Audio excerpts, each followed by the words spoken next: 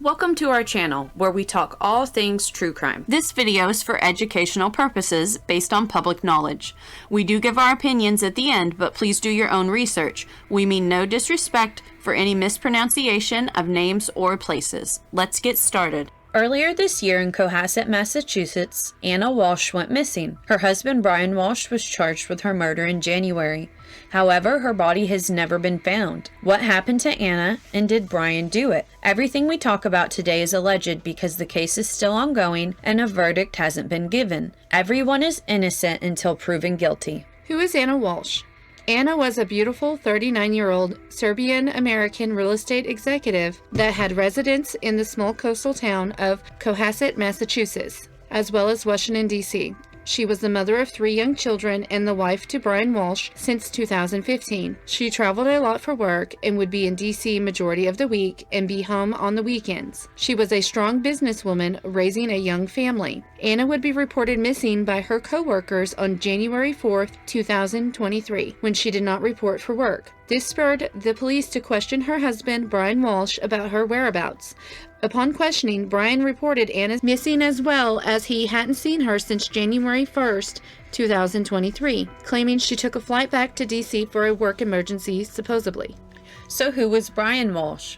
Brian was a 47-year-old art dealer, husband to Anna and father of Anna's 3 children. He actually had a federal criminal case against him involving selling counterfeit Andy Warhol art at the time of Anna's disappearance. He pled guilty to the case in 2021 and is still awaiting sentencing. He was on house arrest and had an ankle monitor. He was only to leave the house to take his children to and from school and had to get approval for any other reason he would be gone from the home. In the federal case, a judge had already ordered requiring Walshe to forfeit $225,000 in cash and turn over the original Warhol paintings. His victims included a college friend, his own dentist, and a Beverly Hills art dealer who owned the largest Warhol gallery in the world. Anna stood by Brian's side through all of his legal troubles.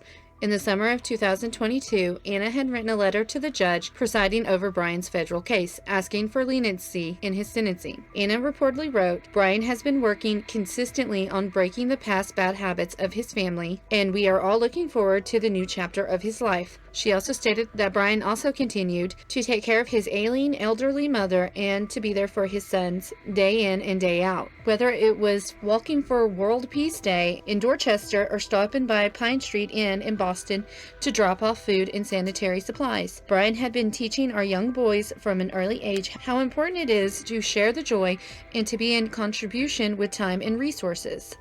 So what happened to Anna? Anna was last seen early on January 1st in Cohasset the night before on New Year's Eve. She had dinner with Brian and a friend of his at their home. The friend left around 1 or 1:30 in the morning, and then Brian and Anna went to bed. Brian told police that Anna had flown to D.C. for a work emergency on the morning of New Year's Day. Brian said he thinks Anna left around 6 a.m. that morning, but he was still sleeping when she said goodbye.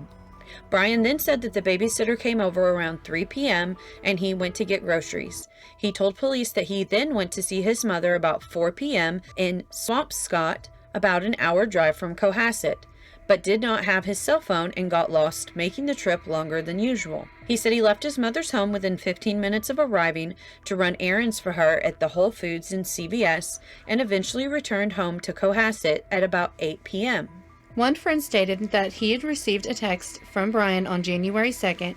He wrote, "Happy New Year's, sorry for the delay, I misplaced my phone and my son just found it." There was no mention of Anna at this time, although she was already missing. The same day, Brian was spotted on a security video at a juice bar in Norwell, Massachusetts, where he had placed an order for 3 kids' smoothies and 2 large smoothies. Upon investigating, police could not find any record of Brian being at the Whole Foods or CVS. Anna's phone would ping near their Cohasset home on January 1st and 2nd. There was no activity on her credit card or debit cards. There was no record of Anna having a flight for the 1st and no record of her taking an Uber, Lyft, or taxi to the airport that morning. Brian would be arrested for misleading a police investigation on January 8th after the police could not find evidence that he had been to the CVS or Whole Foods in Swampscott on January 1st as he had claimed. The affidavit describes Brian Walshe's statements to the police as clear attempt to mislead and delay investigators. He pled not guilty. The police continued investigating and uncovered multiple other issues with Brian's stories. CCTV would capture him on January 2nd at Home Depot. He was wearing a surgical mask and gloves, and he bought $450 of cleaning supplies, including mops, a bucket, tarps, and various types of tape. He paid in cash. Police received a search warrant for the Walshes' residence, and in the basement found blood and a damaged, bloody knife. Apparently, Brian had been using his son's iPad, and it was discovered that Brian had been researching incriminating topics on the day of and after Anna's disappearance. On January 1st, the following searches were made. How long before a body starts to smell? 4:55 a.m. And remember, Brian said that Anna had left about 6 a.m. and he was still asleep. How to stop a body from decomposing? At 4:58 a.m. How to bound a body? 5:20 a.m. 10 ways to dispose of a dead body if you really need to at 5:47 a.m. How long for someone to be missing to inherit? 6:25 a.m. Can you throw away body parts? 6:34 a.m. What does formaldehyde do? 9:29 a.m. How long does DNA last? 9:34 a.m. Can identification be made on partial remains? 9:59 a.m. Dismemberment and best ways to dispose of a body? 11:34 a.m. How to clean blood from a wooden floor? 11:44 a.m. Luminol to detect blood? 11:56 a.m. What happens when you put a body in ammonia? 1:08 p.m. Is it better to throw crime scene clothes away or wash them? 1:21 p.m. Searches on January 2nd. Hacksaw, best tool to dismember. 12:45 p.m. Can you be charged with murder without a body?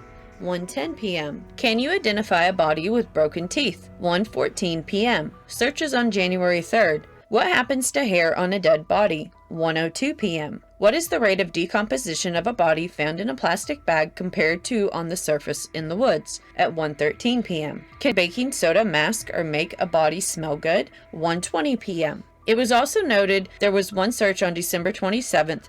What's the best state to divorce for a man? Brian was charged on January 18th with murder, to which he pled not guilty. Prosecutors alleged that he beat Anna to death and dismembered and disposed of her body. Investigators were searching through the trash of a transfer station in the city of Peabody for the potential remains of the missing mother, according to a source with direct knowledge of the investigation. Crime scene tapes were also placed around the dumpsters. In an apartment complex near the home of Brian's mother in Swampscott, about 15 miles north of Boston. Investigators obtained several trash bags that Brian is accused of throwing in the dumpster at his mother's apartment complex, prosecutors said. It emerged that cops had found traces of blood, a hatchet, a hacksaw, a rug, and used cleaning supplies near Brian's mother's home. They also found a Prada purse, boots, and a COVID-19 vaccination card believed to belong to Anna. Prosecutors said items in the 10 recovered trash bags were covered in dark stains that looked like blood, and that the DNA blood testing was consistent with Anna and Brian's DNA. Friends of Anna said she kept promising a big surprise in the new year, and was in a hurry to sell off her assets for cash. They said something had seemed off with Anna for the last 6 months. There was speculation that Anna feared that Brian would be imprisoned on his federal counterfeit charges and had plans to leave him just days before her disappearance. It was alleged that Anna planned to take the children and move to D.C.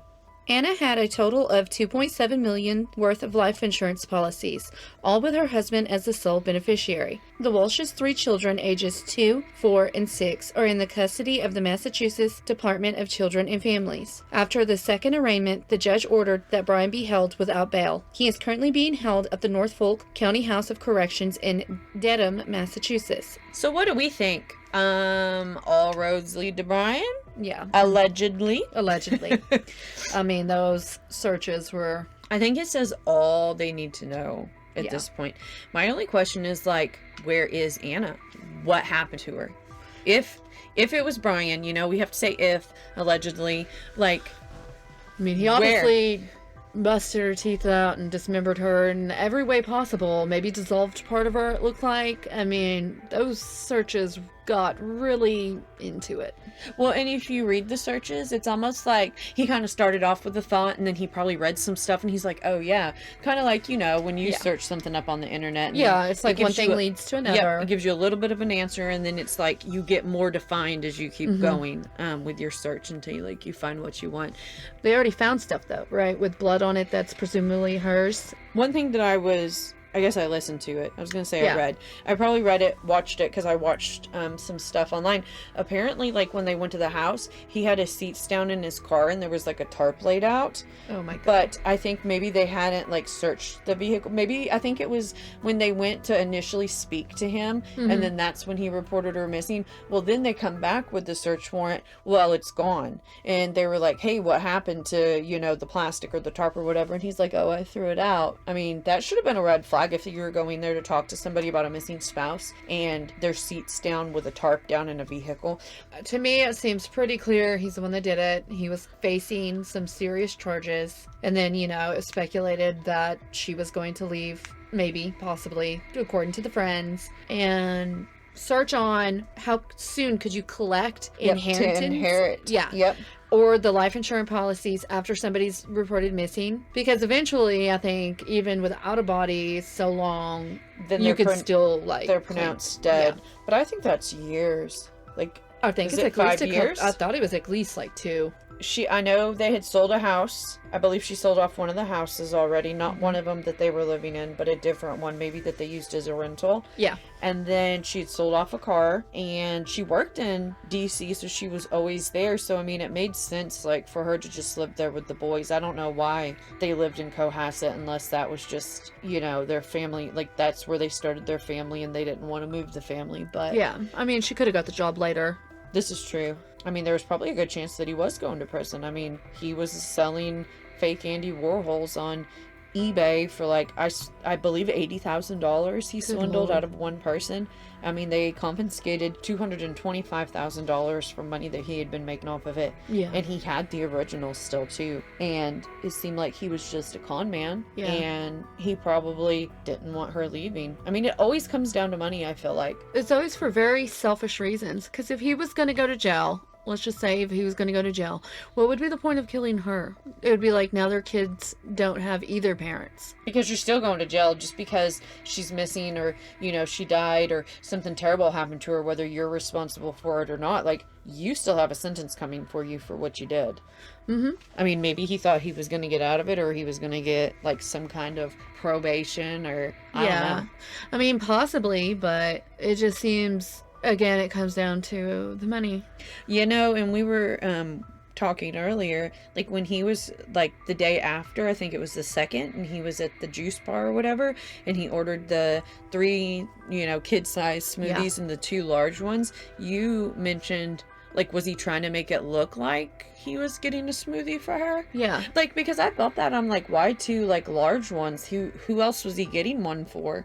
Yeah. Well, my first thought was, oh, well, maybe his mother. But then, maybe he was, because it was somewhere that he went all the time. They knew him as a regular. He knew he'd be on CCTV. Yeah, but usually, I guess, the regulars, they'll come in, they'll hang out, sit around. But, he just stood up at the door, just kind of, pacing. And waiting for his order and then got it and left, even though they knew him as a regular. Yeah, it's really weird. I believe that was the same day he went to Home Depot, so he... Oh, and spent a lot of money on just random cleaning supplies, probably. Who spends $450 on cleaning supplies at one time? That's just alarming. It seems like maybe he was trying to dissolve her and stuff. I don't know. And he went in there with cash. I mean, it's a digital digital world. On. And a mask. He was trying to hide himself. He couldn't be seen. And then he disposed of stuff, allegedly, at, his mother's apartment complex. Yes, where they, 10 bags of things were found with blood, possibly blood DNA on it. So, and you know, he's on that ankle monitor, but like the way those work is you have to have your phone with you because it registers through that GPS of your phone. Yeah. And so if he lost his phone, I think his movement couldn't really be tracked when he went to go see his mom that day, and he was gone longer than usual. So then that's what he said, he didn't have his phone. And so I'm assuming he was referencing like not having the map pulled up, and he took a wrong road and it took him a while to get back on track for like his route or whatever. Yeah. And they couldn't even find him though, right? They couldn't prove that he went to the stores like he said he did for his mom. no, I've watched quite a bit and read up on it. They were saying there was one instance of him supposedly going to those locations and just sitting in his car and not actually getting out, like he's trying to create an alibi. But to say whether that's true or not, as far as the investigation goes, there's no proof that he went into those places and purchased things for his mother like he said he did. They couldn't find any receipts or footage of him on the inside. They did find him on the inside of the Home Depot. Yeah. And even with masks. And the juice bar, yeah. Because everything's tracked. Even when you don't have your phone on you with your ankle monitor.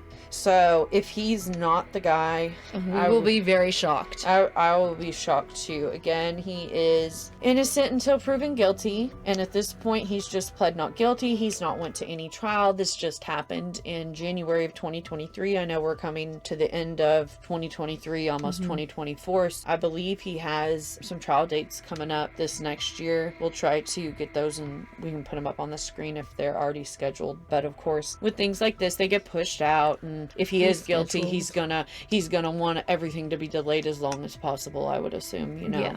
So I don't know. What do you guys think? Have you heard of this case? Let us know in the comments below. If you liked this video, please consider subscribing and turn on notifications for future videos. Until next time, stay safe.